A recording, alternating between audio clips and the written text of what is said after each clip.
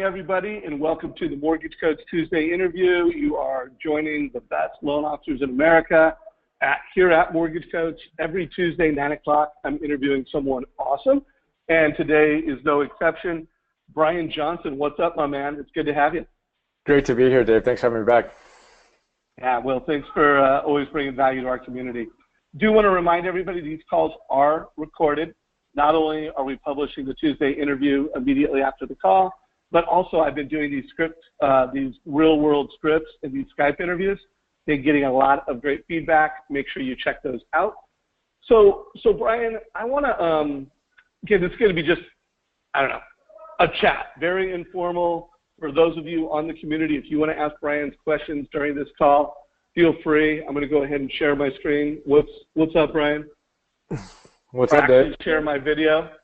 I'll tell you when I can see you. Oh, you want me on video? Okay. Yeah, go ahead and jump on stage here, my man. As you can see, Brian has been optimizing himself this morning. Gets a good workout. I didn't know you were good. came dressed for the show. Yeah, you did. Hey, so here's the theme, and I don't know if you can still see my slides, but I'm putting up a quote. You know, in the mortgage space right now, this quote is just trending in our space because every mortgage executive I talk to, they want to train their loan officers how to be a modern mortgage professional. Sometimes that means using technology better. It means being a better teacher and trainer. Most of our community all rally around this concept that the best loan officer is the best teacher. So I want to focus on, helping people unlearn some of their bad habits and relearn good habits. You think that's something you could talk about? Yeah, sounds great. So for anybody who doesn't know you, if you could just give a little bit of backstory so everybody kind of has a feel for who you are and what you do. Yeah, so the quick backstory, over the last 20 years, I've been part philosopher and part CEO. So I've built and sold 2 social platforms to a couple of publicly traded companies. And in between those, kind of 10 years on business mode, 10 years into philosopher, lover of wisdom mode.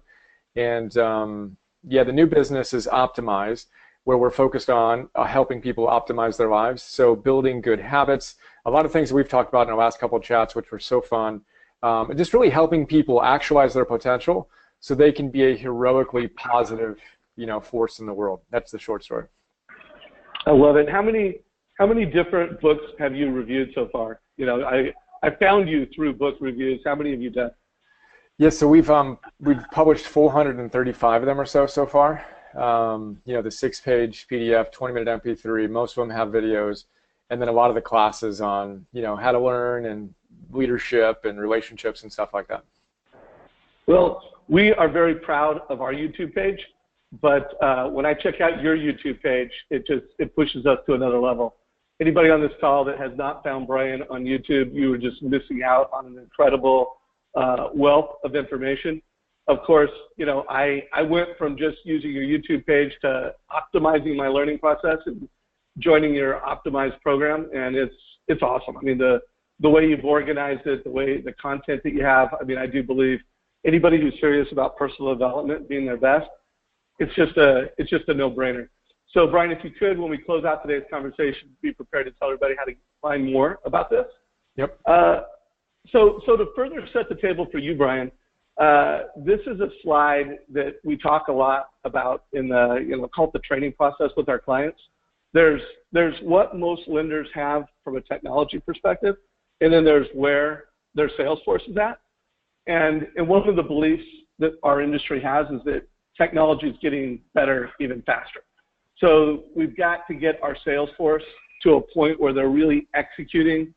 And I would say the technologies that are most prevalent in our space are video, mobile, and helping both a loan officer use their mobile device more, as well as helping the consumer use their mobile device. I think you've been on enough of our calls to kind of know how we roll. It's all about visual learning. It's all about helping borrowers when they're getting into debt see graphs and charts on a mobile device and visually learn the best options. But what I'd like to do today is just focus around training. If a loan officer said, hey, I want to learn something faster, how can they learn faster? What are some tips and ideas you might have? Yeah, great stuff. And it's funny because even as I look through the slides and just, feel into what you do, I always come back to the first step, which is be the most energized person you know. I think that's the real differentiation here between, the competitors in the space, right? This the pure technology plays, and this is your real human being. Be energized. Be just someone that people want to hang out with, which I think is again a theme of our last couple chats. And also I think that's impactful for learning. Obviously, if you want to learn, the first step is to be as energized as you can be. I don't learn when I can't focus my mind. If I haven't gotten a good night of sleep, I'm not eating well, I'm not exercising consistently, I just don't learn as quickly. All the research shows that unequivocally. When you miss a good night of sleep, for example, your memory decreases, your ability to learn decreases. But what's fascinating is you actually get better at recalling negative things when you have a bad night of sleep. Your memory overall atrophies, but it actually gets better than people who had a good night of sleep for the bad stuff. So you remember the wrong things. So I think that's a very simple, obvious, as Darren Hardy would say, unsexy, mundane thing, but it's the starting point, I think, of everything, is take care of your basic fundamentals. You're eating, you're moving, you're sleeping, and use that as your starting point for learning. And then I can pause for a moment and check in or continue. What would you like? Well, first I want to, maybe you remember this, that's why you brought up Darren Hardy.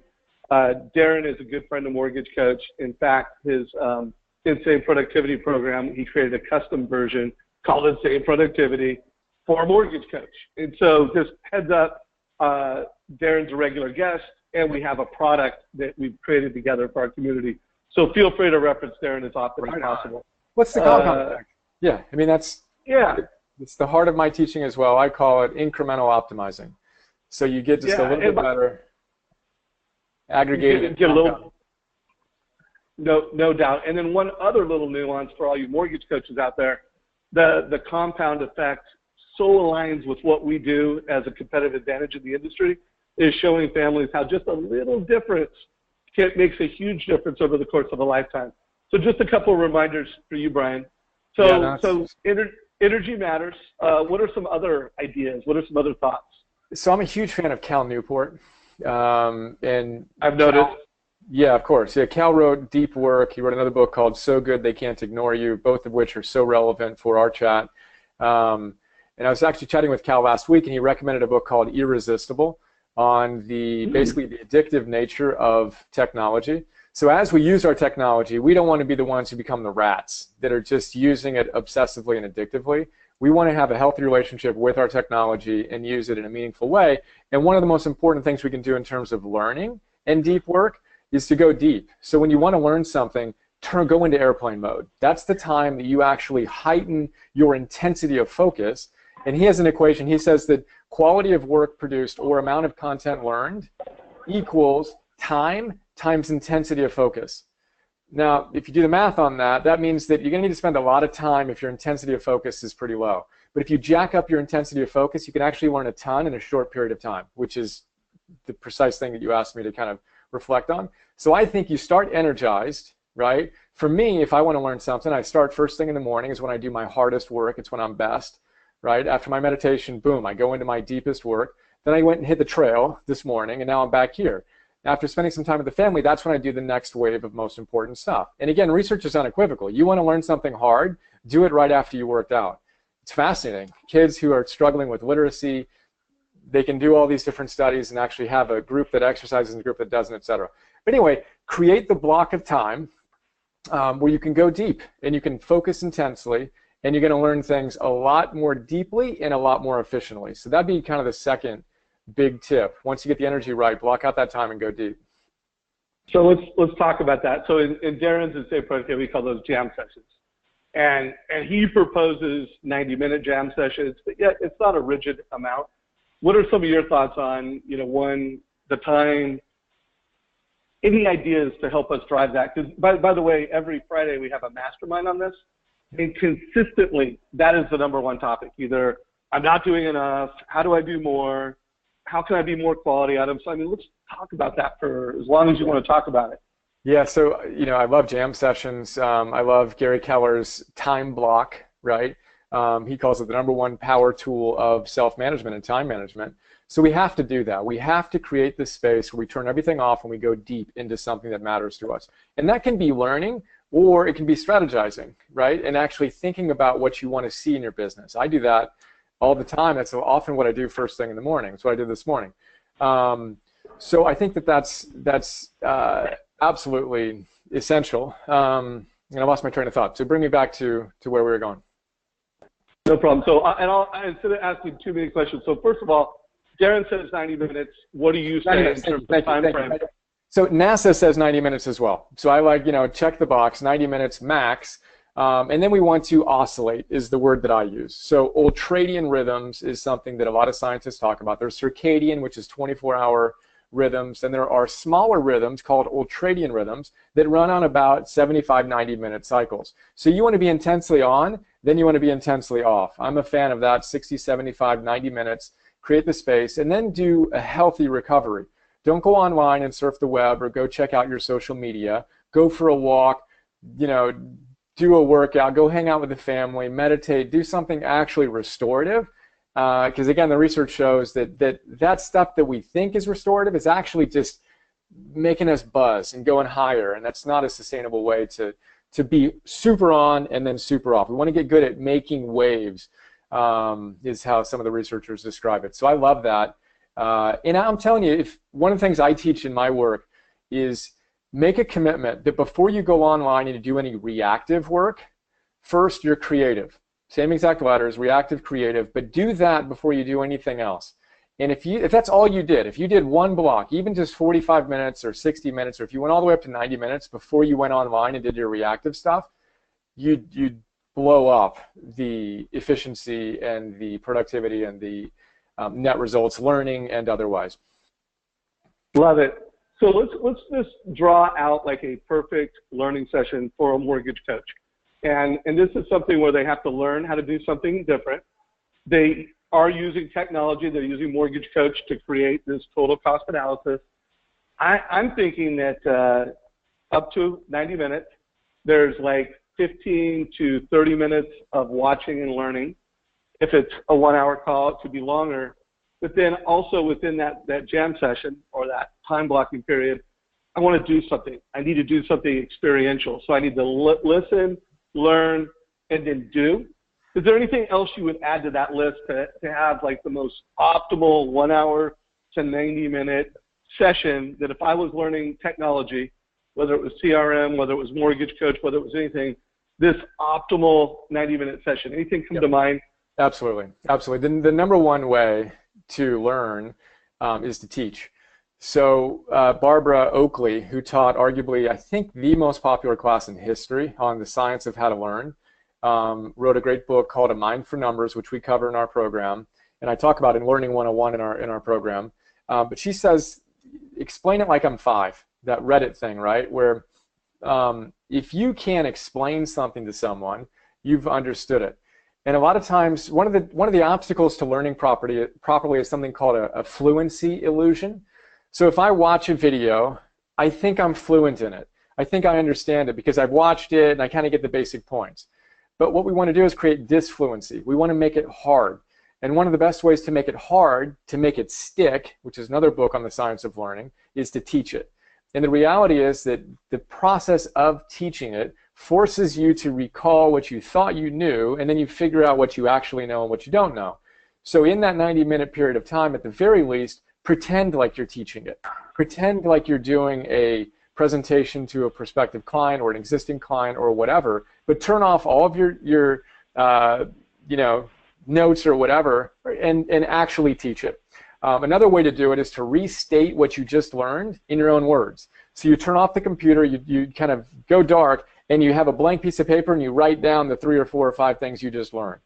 If you can do that, then you pop the bubble of the fluency illusion where you think you know something you don't really know, and you see whether or not you truly know something. So teaching it and then recalling it and then testing yourself on it are great ways to deepen the wisdom. And again, one of the books in the subject is called Make It Stick. That's how you make something stick. I love it. So you've got, I assume, a review of Make It Stick. Is that available on YouTube and in the optimized platform? Yeah, exactly. So homework assignment for everyone. For everyone that was on this call and you're a branch manager, think about what we just walked through. It's go through the content, it's write it down, it's learn it, and then it's role play. It's role playing that information so that you go 360 and you put it into action. So one, I want to open it up to the audience. I have more questions. We could go for hours. But if you do have questions for Brian, feel free to either raise your hand or submit those in the Q&A section of GoToMeeting. So Brian, let's talk about videos. I know you create, an incredible number of videos for all kinds of different reasons, but you really study the science of teaching, and part of your goal is to, document this content and then teach this content. Walk us through your process a little bit, because I want to also help our community create better educational content with video. So anything you're willing to share in terms of your process and what you're thinking about with the content you create? Yeah, it's a great question, and opportunity for me to kind of shine light onto something that's become kind of implicit for me. When I was studying a book, I had a very specific process. So I stopped doing New Philosopher's Notes earlier this year, and now I'm teaching in a different style, which is fun for me and kind of a different edge, challenge-wise. But it's the basic same idea of my thing is I have to close the loop. So when I learn something new, I need to teach it. And that, I think, is how we actually get really masterful at it. And then with the videos, I just do a ton. The research on creativity is if you want to get good at something, do it a lot. It's not particularly complicated, that there's actually a relationship between the quantity produced and the quality produced. So one of my favorite studies that's shared in a book called Art and Fear, because a lot of people, like when I started creating video, I hated being on video. Like me X years ago, I would have been like, oh no, we're on video, I don't want to do video, let's just do audio. And so it took me a lot of time to get comfortable being uncomfortable, and now it's just not a big deal. But embracing that fact that anything you want to master takes a certain number of repetitions and that willingness to be uncomfortable. So if you are in that category of video just isn't your thing, you can evolve such that you feel more comfortable like I did. But anyway, this one study, it was a pottery class, right? And they brought the students into the classroom and they said, hey, half of you are going to get an A if you produce a perfect pot. Just produce one pot. That's all you got to do, and we will judge you based on the quality of that one pot. And the other half of the class, the teacher said, hey, you're going to get an A if you produce 50 pounds of pots. You'll get a B if you produce 40 pounds and a C if you produce 30 pounds. And so you fast forward to the end of the class, right, and you say, well, which ones produced the better quality pot, right? And it wasn't the group that was told to produce the best thing they possibly could. It was the group that was told to produce as much as they could. 50 pounds equals an A is how I describe it. And the thing is that when you're thinking you have to do something perfect, like a video perfectly, you'll never do it. Or you'll do one or two or three here and there. For me, it became a practice of, and I literally had on my whiteboard 50 pounds equals A, challenging myself to produce as much as I could, knowing that as I produced, I'd incrementally get better in quality. So that's kind of the heart of my approach. And to remove the self-consciousness, one of my coaches, Steve Chandler, once taught me that what people respond to is not perfection, it's about connection. So too often when we do videos, we try to be perfect, and we try to be perfectly scripted, and everything's just dialed in. And he made the point for me of let go of that. And he used, what's the football coach's name? Madden, John Madden. Right, so John Madden, like he's talking and he's spitting and he's just going, it's just out of control. But he's connecting. You can feel his passion. You can feel his energy. And for me, that became a real important thing, to let go of the perfectionism and just try to, not even try to connect, just be me. And allow that energy and my passion for something to come through, which again comes back to the energy that I always talk about. You've got to be, that energy has to be present, that people feel a resonance to you and they know that you're passionate about what you're doing, and they know that you're not trying to sell them something per se, you're really trying to help them, which is another big aspect of our business, is I'm not pushing, I'm trying to help, and I'm marketing via, in quotes, via just helping as much as I possibly can. And people feel that, and X% of them decide they want to go deeper. So I want to go deeper on a few things you said. Super powerful. That whole, don't be perfect, connect. I think Madden is a great metaphor because everybody has seen him and we know what you're talking about. But you love the guy, and it's just pure authenticity. So I want to I want to come back to that. But before we go to that, I want to talk about reps, because the way you said that, I think, was powerful. It's not about quality, it's about quantity. Now, when we train, we always say it starts with why. Get really clear on why are you using MortgageCoach, or why do you want to create video? Make it personal, make it clear on a personal level. And then two, it's about reps. And we say that 20 is like kind of like the first mark. 20 reps. What do you think is kind of a milestone 1, milestone 2 from a reps perspective? So we're gonna need to pause on that one, because my thoughts on that are, I just had my 4-year-old son. Apparently, I didn't lock my office door. Yes, so, yes, you locked it. My 4-year-old. So hey, by the way, we're family here, and between kids and dogs, you know, they're all good. Where are you hanging out right now, by the way? Not to take us out. I'm in WeWork in Portland, Oregon. That's fantastic. I'm working out of a WeWork office. That is so good. Okay, cool. So rewind me. Sorry about that. Give me the short version. It's awesome that your kid's cruising around the place. Tell them we said hi. So reps. So I always say that, like, let's say video. You know, now obviously if you're millennial, you're technology affluent, this is your friend, you know, it might take you 5 times before you're at a certain comfort level. And if you aren't comfortable with video, this is your first time, it might take you 20 times. And it's going to take you 100+ times until you're at a mastery level. But I'm just talking about this pain zone, you know, the zone of pain. 20 reps or less is painful. First of all, what is the number from your perspective? And give us some thoughts around that in terms of just setting goals to learn to use technology better, both video and mobile. Yep. This is so good. So Anders Ericsson is the world's authority on how to create expert performances, right? So he's the guy that inspired Malcolm Gladwell to come up with the 10,000-hour rule and all that. It's a little more nuanced than what is popularly discussed. But the point remains, if you want to become a master at something, then it's all about repetitions. And you don't even count numbers, because it never ends. So actually, that's how I approach it. And the other rule of an artist is you can't judge the quality of your work. You don't know what's good and what's not. There's some stuff that I was not going to publish that's some of my community's favorite stuff.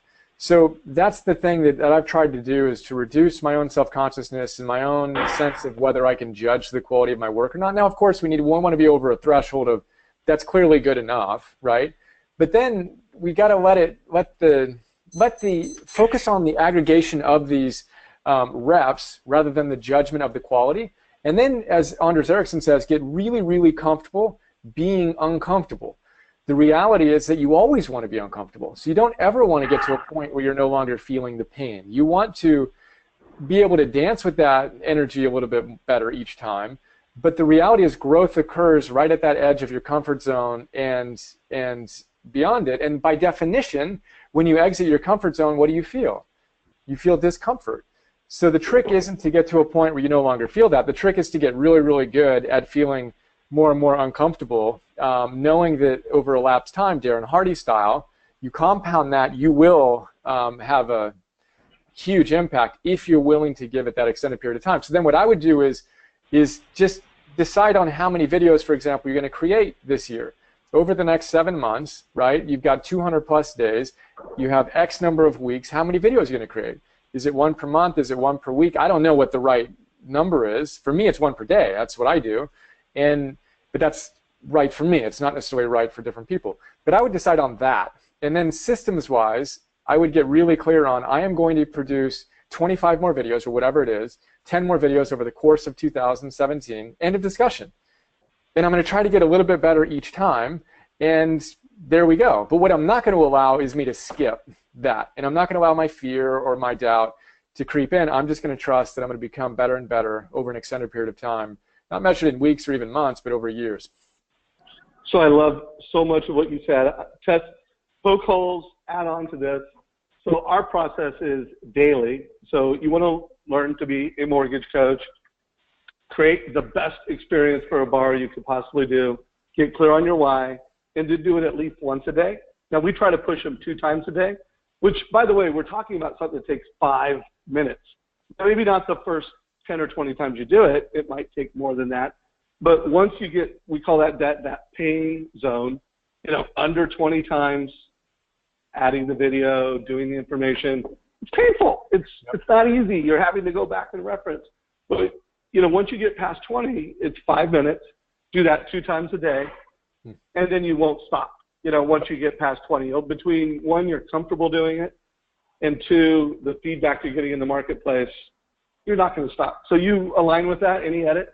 Totally, yeah. And then you just have fun. The true path of the master is you look for little ways to get incrementally better. So for me, it's how do I +1 it? How do I get just a little bit better at this pitch? And then at the end of the pitch, what did I do well? What needs a little bit of work? What am I going to do differently? That's gold medal winning Lanny Basham. His thing is you win or you learn, right? So if you win, obviously you win, you hit the target, you celebrate, right? If you do a great pitch, for example. If you don't and you kind of didn't do what you wanted to do, he's a rifle shooter, right? So he uses the metaphor of you missed the target. Then you don't beat yourself up. You just neutral say needs work. You don't replay how you screwed up that pitch 1,000 times. You just go back to the point where you made a little mistake and you say that needed work. And then rather than groove in and ruminate about what went wrong, you think about what you could have done a little bit differently, and then you get a little bit better. So that's one of the things I coach is at the end of your performance, this is how you get a little better. At the end of your performance, say, if you won, then celebrate it. Say, that's like me, to give an amazing presentation. Cultivate that self-image. If you didn't win and you learned in that experience, right, then the question is, okay, well, what did I do well? Celebrate what you did well. You showed up, you gave a presentation, that's awesome. We got to start with the celebrating the win. And then what needs work? And then what are you going to do a little differently next time? You do that, and you're spiraling up. And then those bad days actually become your best days because they made you a little better for the next time. And if you're willing to play the long game, you're bulletproof in that, right? You're anti-fragile, and that's the way I like to roll. I love it. I love it. So, by the way, Sean, I'm going to get to your question in a minute. And Joe, thank you for the heads up on the audio. Please keep the feedback coming. But before I do that, you talked about not overly producing things, being comfortable with keeping it organic. I think you used the word connect. We even have this debate internally at MortgageCoach because I'm this guy that loves to get someone on a Skype view, do an interview, and then my marketing team wants to edit it, and put in words and call outs. And sometimes I think that makes it better, and then sometimes I think it gets in the way of the connection. And it goes from being this one-on-one conversation with people walking by on the left to this rehearsed, perfectly produced content. I mean, what is the boundary, and what advice do you give to our community? I mean, I know you spoke to it, but I want you to go a little deeper because I think it really is a big point. Any other thoughts on that? Yeah, yes and is what I say. So yes and, yes and, yes and. I play the full spectrum where, my free YouTube stuff, it was one take always. I edited like one simply because I was whatever. But I did hundreds of those in one take, 10, 15-minute videos, never did an edit. But the quality was good enough, but it wasn't what you're talking about. Now, the newer stuff that I'm doing, and even at that time, I would do produced classes where it would be in a studio and it would have some little animation and all the things you're talking about. So for me, I think it's context, it's being willing to play full spectrum and know that something like this is perfect. This is you and I hanging out, as close to being together, talking about ideas we're passionate about as we can be, and this is perfect. Why would we want to do much more to this, And then there's times where we want to really get the content nailed. So when I teach my stuff, my current thing is 2-minute +1 pieces of wisdom.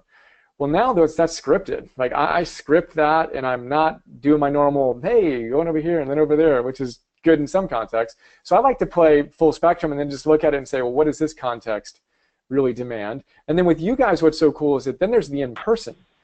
And one of the things you mentioned in our pre-chat communication was the local, and if I were a mortgage coach, I would spend as much time as I possibly could in front of people. In a world where everything's gone digital, that in-person connection is so vital and so powerful and so engaging. That'd be that would be my competitive edge. Is I'm real. This is who I am. Yeah, you can go do this never meet them faceless technology play, or we can connect and have a real relationship. So anyway, long tangent there, but. No, but it was a good tangent. But I guess I would close this out to the Mortgage Coach community. Just do it. First and foremost, don't let any excuse of it needs more editing or it's not good enough. By the way, it's you. So you are going to get through to the customer, and if it's bad, then you need to work on you. If it's good enough, just do a lot of video. Pull out your Mortgage Coach app and record a video. And if you haven't done that 20 times, there's just no excuse. So here's a question from Sean. And by the way, I want to come back to the whole masterminding and talk about what you're doing local, because I would love for our community to know more about what you're doing. And I'm always advocating for mortgage coaches to get together, go out to coffee, learn from each other, have realtor masterminds, and I will come back to your whole strategy around getting face-to-face with people and how to do that, both low-tech and high-tech all together. But before we do that, Sean had a great question. He said, my issue is retention. I read and study a lot, but it all seems to go in one ear and out the other. Is there a way to enhance the retention for things that I use on a daily and frequent basis? Yep. Yeah, I mean, these things that we're talking about, the quizzing yourself on the information you want to remember, right? Quizzing and recalling, I talked about it in tangent, but that's a really big idea. And then another thing that we didn't talk about is spacing. Most people, we talked about the importance of intensity of focus, which is huge, right? But the best way to learn is actually not, like if you take people into a study, give them 90 minutes in one period of time versus 30 minutes, 30 minutes, 30 minutes. The group that spaces out, they call it distributed learning, will retain better than the group that did it all at once. So anything you really want to know, you've got to be touching it a little bit on a regular basis. You can't just let it go. So that would be one way to retain that. And then integrating this wisdom into, if it's professional wisdom, integrate that into your pitch and into what you're doing is a great way. Again, you're teaching constantly.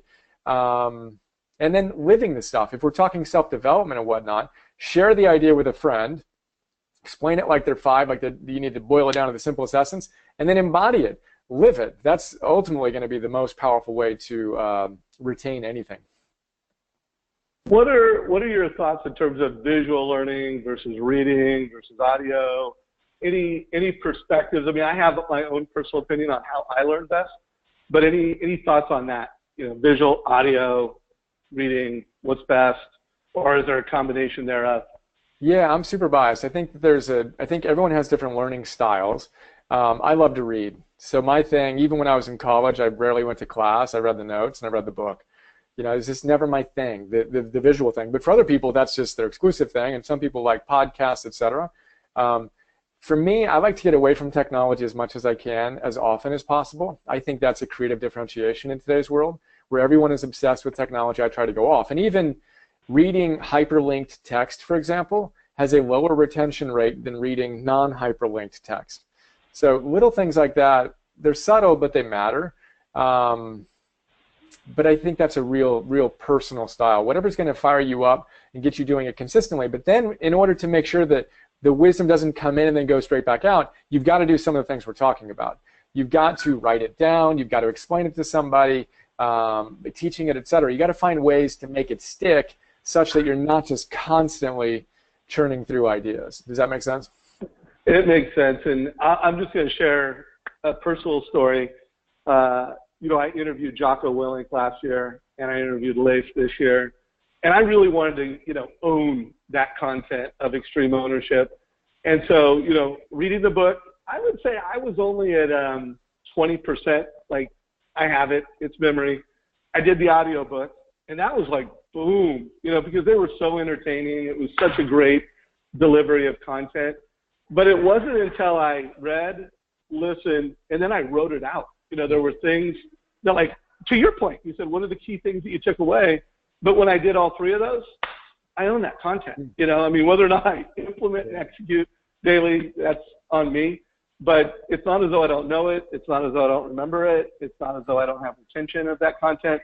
So, that was a personal story on a piece of content that I don't want to say I mastered it, but I know it well enough to live it, to be a leader with my kids as it pertains, to be a leader with my team. anything you would add to that for everybody on the call today? That's brilliant. I mean, you did it. So you listened to different modalities, right? You read it, you listened to it, and then you wrote down your favorite ideas. And then I would teach it to your kids, you know, your favorite 1 or 2 or 3 big ideas, right? Or your spouse or your friends or this group or whatever. And then I'd look at it a week later or a month later or 2 months later or whatever. And then you did the extra bonus of you interviewed these guys. So then it got even deeper into your consciousness. But that's like, that's a demonstration of a perfect model of acquiring something that truly matters to you. And of course, you can't do that with every piece of content. So you've got to choose, this is worthy of my time, which is another contrarian approach. Everyone's trying to consume as much as they can, but what really matters, master that. Get really, really good at that and go deep into that and own it. And this is identifying what truly matters. Again, this is Darren, this is everybody. What really matters for you in your success, in your business, in your personal relationships, and in your health, make it simpler and do those things consistently. So Sean, and just to add on to that, because I've been thinking about this a lot, you know, less is more. Now, again, I've been through Darren's program, and at least in my particular case, my presence was weak. You know, like when I first started doing Insane Productivity, I mean, I couldn't do a jam session for more than 15 minutes. And it was just like, I mean, it was like I was being buried alive, because I was so ADD, you know. I am ADD, by the way. But it was hard to do that. So there was work I had to do on myself so I could have presence. Now, I'm still not a 90-minute guy. I mean, like, a good jam session is 1 hour. And if I try to schedule them for 90 minutes, I won't do them. So Sean, I would just, you know, to Brian's point, what's good for you? Pick some things that will really make a difference for you today and go deep, you know, and focus on it for a whole year. All right, Brian, anything else on that before I've got 2 more big topics before we wrap it up. Anything else on that one? No, that's good. All right. So I'm going to share my screen real quick. So this is an example of one of America's top loan officers who I interviewed, Jay Crowell, where he's getting face-to-face with over 50% of his customers. But there's also technology involved. And then also when they leave his office, you know, they've downloaded his app, you know, so that he can continue to deliver value. And I bring this up, by the way, I'm gonna put a link to it because I think Jay is such an incredible example of a loan officer that's just crushing it, you know, doing great in-person experiences. And by the way, that's how he thinks of it. I'm gonna have this in-person experience with the family. How do I make it mind-blowing before the meeting, during the meeting, after the meeting? I'm going to have this in-office experience with an agent. So I'm going to share this in chat for everyone. If you're listening to the recording, I'll put this down below in the description of this YouTube. But Brian, anything else? Think about it from that way, because one of the things we're trying to teach people is, I'm with you, being in person, humanizing the experience is awesome. Now, again, sometimes you're not going to get face-to-face, either because of your model or because of location. So let's use video and let's really humanize it. But is there anything else you could add to this so that we could just add as much value to our community and having that ultra-human personal touch, but also leveraging tech? So I'm a broken record, but go back to that one picture of him teaching. All right. Boom. I mean, look at this guy. He's the most energized guy you're going to meet, right? I look at this guy, and I already, without even knowing what he's teaching, I can feel his energy. He's clearly working out. He's clearly taking care of himself, and he has a presence that people want to be around, you know? And you look at, like, the science of charisma, for example, just having that presence and having that warmth and having that power, which are the 3 characteristics of having the charisma that we all want to have. I think that energetic embodiment of all the ideals we talk about, virtues-based, et cetera, in our last 2 chats and briefly here, that's what I'd come back to. When I look at this, he's clearly, the thing is that the same way that Steve Jobs says that when you open an Apple package, it imputes an experience, right? So when I open the packaging, I've already experienced the product because it's perfect. There's a beauty to it that just, you know, the whole thing is just so elegantly done from the beginning till the end. So just being in his presence, you feel that he's a master of his own life. And so you trust him unconsciously that what he's going to tell you is going to be in coherence with who he is as a human being. So again, it's funny to me, but everything else is secondary to that. That self-mastery, and then that mastery of the craft, which then translates into the results we want to see in the physical world, in the material success we want to have. But again, it starts with that virtues-based driven. Are you eating? Are you moving? Are you sleeping? I'll tell you what, if you can get yourself to do that, you're also going to be able to get yourself to do more deep work consistently and be able to do so at a deeper level and master all the little nuances that are so important to your industry and to your craft. But anyway, that was just the funny thing that I saw when I looked at him. As who's this guy? And he's, of course, also, super good looking and all that. But that idea of we all have a capacity and a potential to that we can optimize to, that we can actualize within our constraints. And I think that's always going to be the wisest way to take the first steps. Well, just to echo that, I mean, I've interviewed hundreds of America's most successful loan officers, and they all have some things in common. They are consistent with their process and their experience. They have great communication skills, but it's been called out a number of times. What's your number one competitive advantage? It's my energy. It's my X factor.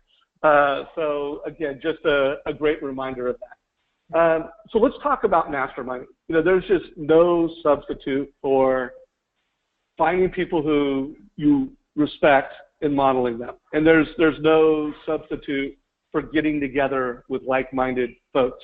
So first, I want you to tell me what you're doing, because I'm curious, and then let's talk about that in a way that might be actionable for our community. I would love to see our community of mortgage professionals connecting in local markets more often. I would love to see them meeting with realtors. I would love to see them masterminding in all kinds of ways. So what are you doing? And then let's break down some best practices. Yeah, I mean, so this morning's deep work included this sketch and just a ton of just journaling and reflecting on our strategy. This literally is all from this morning, of me just trying to unpack, well, who are we? What are we going to do? So to very quickly give you a frame of how we approach things, which is so parallel with what you do, our purpose is to help people optimize their lives. Our mission is to change the world one person at a time, together, starting with me and with you, right? That's the purpose and the mission. Strategically, well, how do you do that? How do you operationalize that big vision? For us, there are three components: wisdom, community, and then arte, engaged virtue. So if you look at science, and again, you do this, so it's so fun to kind of see the parallels.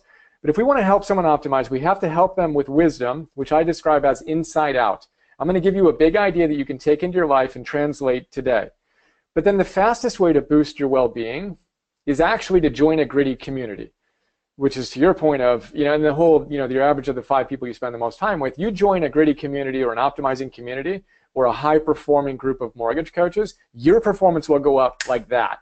Even faster than learning an idea, because their standards are going to elevate you. Hanging out with that guy you just showed is going to make me work out a little more, whether I'm aware of that or not.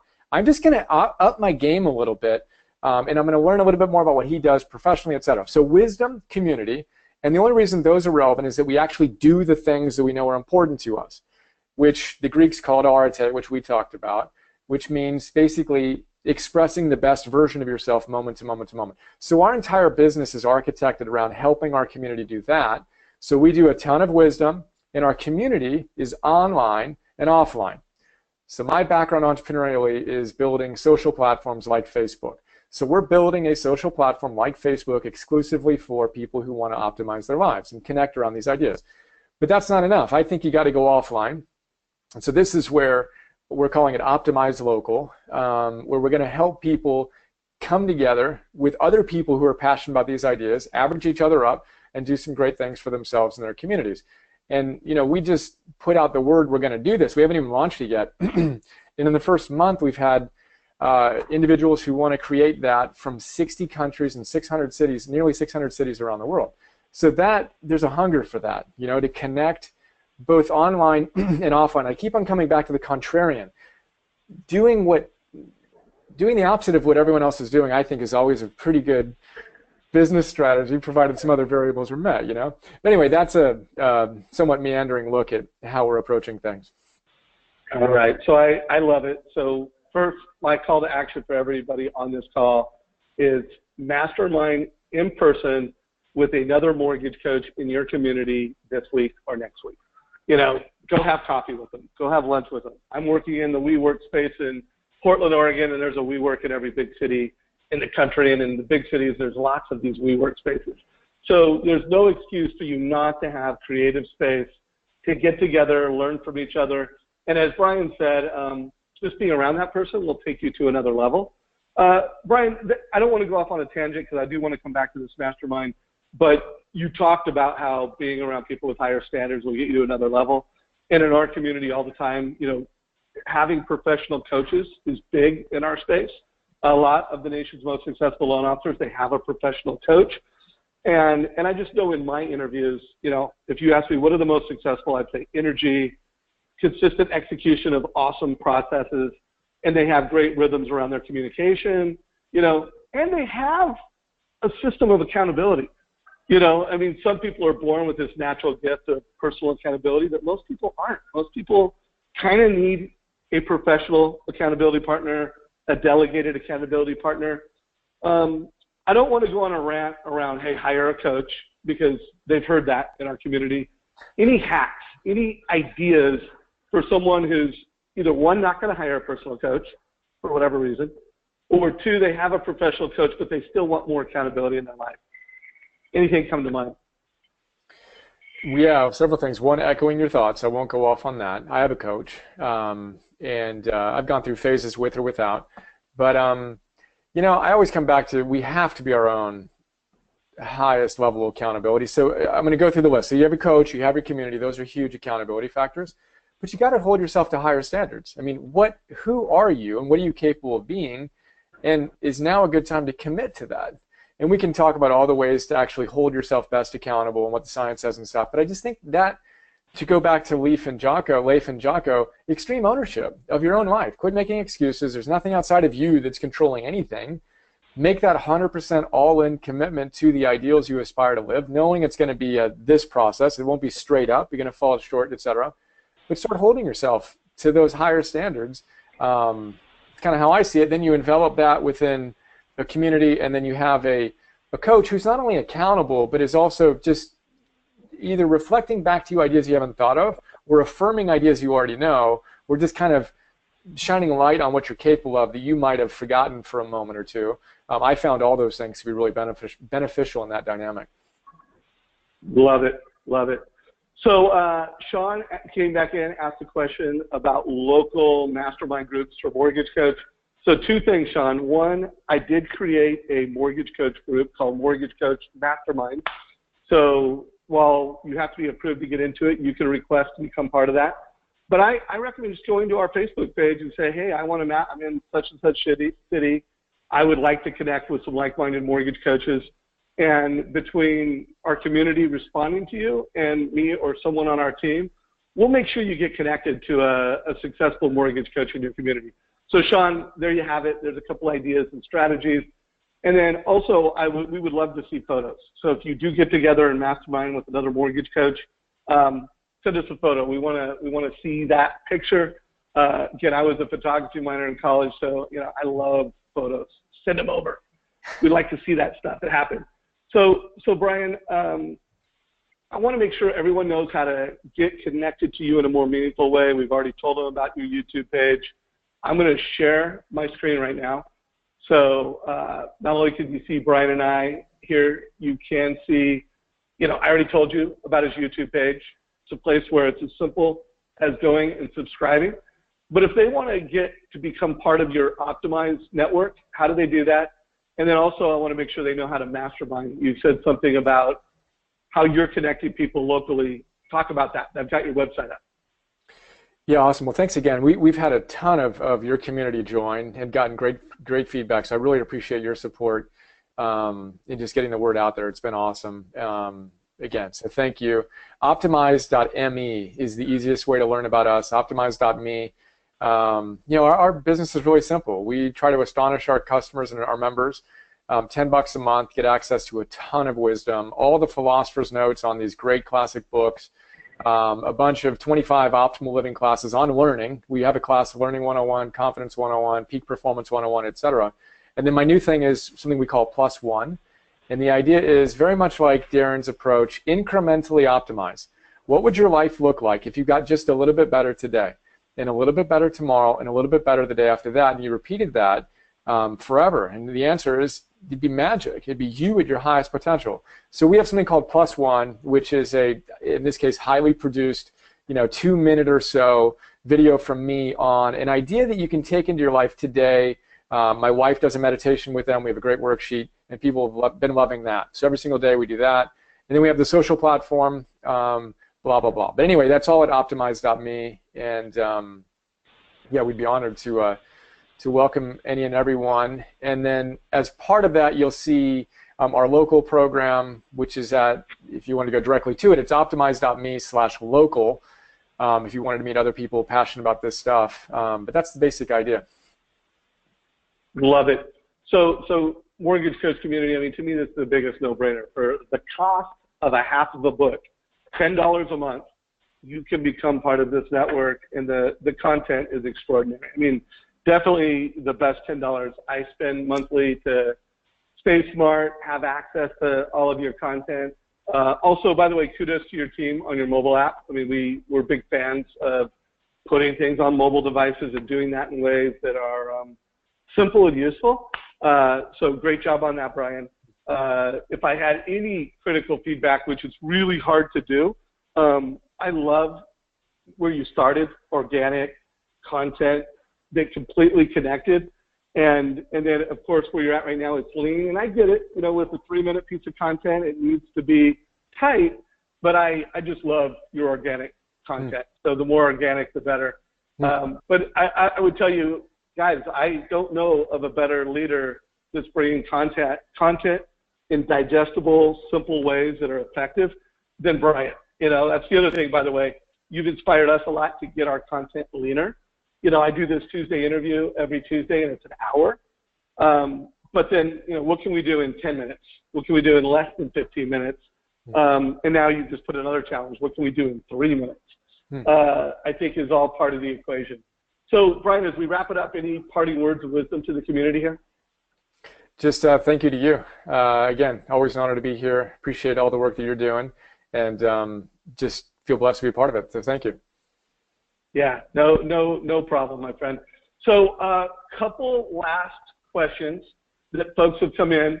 If folks were only going to watch, 1 or 2 of your YouTube videos to get a better feel for who you are and how you deliver content, I've had people ask that question. What's the best? What's your favorite? Do you have any that you'd be willing to? I know it's hard. They're all your babies. But if there were 1 or 2 pieces of content, what would they be? I think in general, and specifically with this group, the Miracle Morning, my little episode on that has gotten, I don't know if it's the most views, but quite a few views. I think this group would also like the One Thing. And then I should also mention, you talk about extemporaneous or kind of, more candid sharing. I did a weekend event called Hero Training 101 that a few hundred people came to. And it was, typical 10-hour Friday, Saturday, Sunday thing. But all of that's online as part of our membership as well. So the idea is we're all heroes. We all need to have strength for 2. So I go off on that. So that might be another great resource that your community would enjoy as well, just to figure out what we're here to do. I see you found. Well, yeah, I did. Well, by the way, I don't know if you remember, that's how I found you. I've interviewed Hal a few times, and Hal's a personal friend of mine. And it was actually after my last interview. I don't know how it came up, but I saw your breakdown of him. And, I'm a guy who's read his book. I've interviewed him multiple times. And then the way you netted it out, I was like, I would have interviewed him differently. I mean, even though I've read the book, I've interviewed the guy, it was that good. So everybody on this call, even if you've read Hal's book, even if you've seen my interview, until you watch Brian Johnson break it down on a chalkboard, you haven't gone deep on that content. I can assure you of that. So let's see what everybody thought of today's call. I'm going to push a poll question.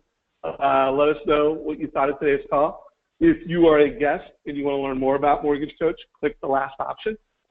It looks like we delivered the goods, my friend. Lots of wow execution. So, Brian, as always, I'm super grateful for you taking time out of your busy schedule to come in here and deliver value. One last question, though. This is just more on a personal level. I noticed that you bought some real estate and you have some vision of something you're going to do in person up in the area where you live. What's the status on that project? I haven't seen any updates on it. Yeah, the status is the county wasn't as excited as we were about it. So we actually, it was zoned for a church and school, and we're a public benefit corporation, which is kind of a hybrid of a church and a normal business. Long story short, the permitting process wasn't something I was willing to. We couldn't get the permits we needed, and I wasn't willing to engage in the effort required to make it happen. So we basically took all that energy offline. We'll do it at some point back online, and the joke was that place was 1,000-person capacity, which was pretty cool. But we're going to go build an infinite capacity social platform online. And, you should see if there's a way for you to team up with WeWork. I don't know how familiar you are with WeWork, but I'm working out of a WeWork right now, and there's got to be a way where we could have, like, you could have some type of optimized session going on here. So you should check that out, my friend. Great idea. Yeah. All right, brother. Well, hey, let's end it a couple minutes early. Thank you for your time. Thank you for your wisdom. And I look forward to meeting you in person one of these days. Yeah, likewise. We're going to do a little epic road trip family-wise probably. So we'll swing through Portland on our way up to Seattle. Yeah, you've got friends in Portland. Make sure you let us know. Right on, man. Okay, cool. All right. Take care, everybody. Bye now. See you.